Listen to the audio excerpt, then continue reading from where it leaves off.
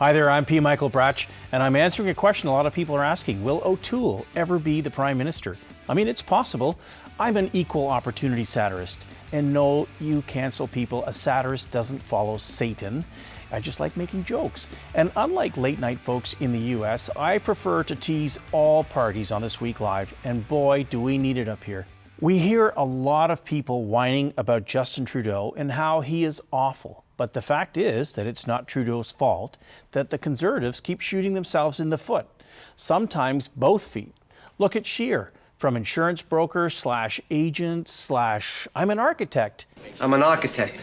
And his whole I promise I love you all as God's children, but no, I won't march with you.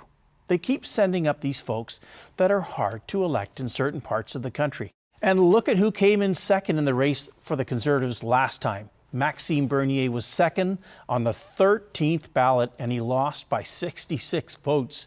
By the way, doesn't that sound a little satanic? Again, hard to blame Trudeau for these choices. I did not know much about Erin O'Toole until he fixed the U.S. Post surplus envelope machine in the middle of the night and got elected a few weeks ago. Instead, our media made sure that Canadians knew more about the excruciating two-year Democratic race in America with 29 candidates where, ironically, the oldest guy placed and won. The yelling, the spitting, I mean, it was awful, but it's over. But meanwhile, most Canadians know more about who was running for the Democrats than who was about to become the leader of the opposition and essentially the government in waiting. If I can be serious for just a second, though, it seems that the Conservatives chose forward when they chose not to elect Peter MacKay, who most people don't remember was already once the leader of the PC party. Instead of rinse and repeat, they chose someone who has never been the leader before, presumably with fresh ideas and a completely new vision. Erin O'Toole was serving Canada as a Canadian Forces chopper navigator versus Peter MacKay, who was caught calling the very same choppers for personal transportation to fundraisers when he was the Minister of Defence. Don't think that that wouldn't have been brought up, by the way, in an election had he been selected leader. O'Toole is an ex-Procter & Gamble man.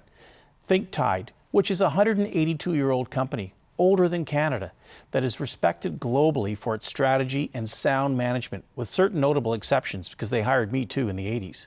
Again, real-world experience, and no, they're not satanic either.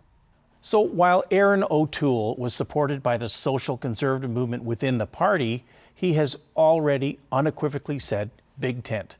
Justin is in trouble with the WE scandal, but nobody's following the story, and he's still up in the polls. After all, Justin is still Canada's COVID sugar daddy, which complicates things with the electorate. You know, the electorate may be saying, well, I want to see other people, but maybe one more vacation check together. O'Toole has a strong chance if he can connect with people and get the media coverage that he has not been getting. He needs to reassure people on how he will handle COVID support and taxation, and he will need to be ready with his own competing throne vision on September 23rd that will have to be more intelligent and forward-thinking than whatever JT will come up with, to reassure Canadians that he is both a compassionate and strong leader to take Canada forward in an unsettled world both south of the border and with players like China and Russia.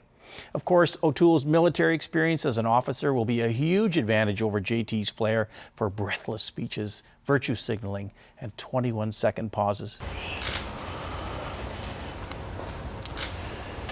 I think that O'Toole maybe has a strong chance, and I look forward to satirizing him too if he wins.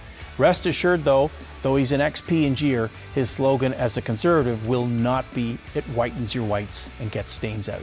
Those are my thoughts. I'm P. Michael Brach. Thanks for watching. Please hit subscribe and the bell, and hope to see you soon.